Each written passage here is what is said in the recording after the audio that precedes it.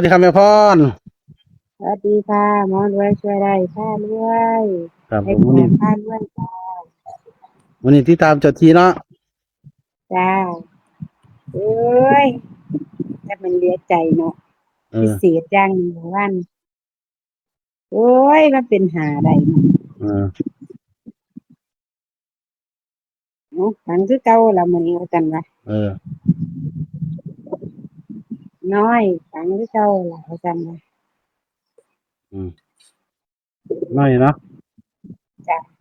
ถือว่าเจ้าที่เป็นเกือบ3ตัวแตกวันเพิ่นให้ห้ามันดอกหกเนาะถือว่าจะจ้าเป็นมันดอกอย่างน้อยเนาะเป็นอัน253บ่สองห้า253สามเจ้าเขาจะเทียบเป็น632อืมจ้าเออให้ว่าได้เป็นหาก็ถือโต๊ดหรือผู้ใดเล่แม่นหกกลับก็ได้เนาะอืมจ้าถ้าผู้ใดเล่นหกกลับก็ได้เด้อนะครับวันนี้แต่ว่ามันบ่เข้ามันพลาดแต้มเดียวเอาแต้มมัน เดียวครับวันนี้แกมือไหมสำหรับเจ้าทีเนาะจ้าอืมมีแต่ฝันคือเก่าละกูว่ากันว่าครับฟังคือเก่าเด้อเจ้าทีว่าอืมฝันคือเก่าละวิแต่สัยเรื่องคุณยายนี้เสียงมาแม่งเด็กคุณยาย เออมั่นใจคักที่ยังนี่ให้รัฐบาลได้เราก็มั่นใจเนี่ยก็ต้องตัดรายได้ของกูจ้ะอืมเจ้าทีอ่ะบ่ของเงินคุณยายคุณของคุณยายรัฐบาลคุณยายลงคุณยายลงเอาเด้อพี่น้องจ้าเรื่องมากกับเรื่องเอาเนาะเอาจ้าวันนี้เจ้าทีเพิ่นวางได้ล่ะเจ้าทีเฮาเดี๋ยวที่ปังคือเก่าละตะกาชาติพุนละมาว่าซั่นว่าเออเบิ้น22ว่าซั่นว่าแล้วให้มาก็จัน520มื้อนี้สอง52020จ้าอืม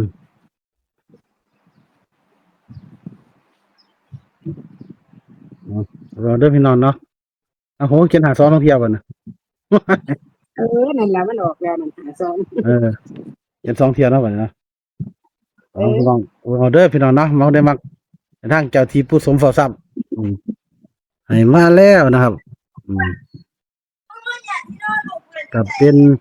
520โอ้ยตัดให้5220522022เนาะ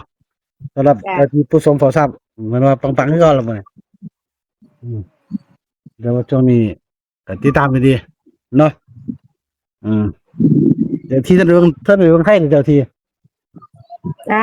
เจ้าที่เบิ่งหมดไปเบิ่งไทยไปแล้วมาหมดแล้วมาหมดแล้ว โอ้เจ้าที่มาก็มาไทยแล้วเนาะหมดแล้ว